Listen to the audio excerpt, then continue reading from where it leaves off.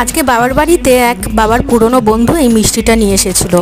এক প্যাকেট জুটলো আমার ভাগ্যে, আর এক প্যাকেট বাবারা রেখে দিয়েছে। আমি তো এত মিষ্টি দেখে একদম কনফিউজড, কোনটা খাবো কোনটা খাবো না বুঝেই উঠতে পারছিলাম না।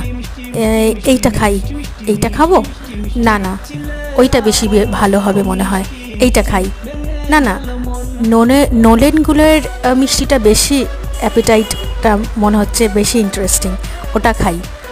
কিছুতেই বুঝতে পারছিলাম না কোনটা খাবো। তারপরে একটা চুজ করে খেলাম।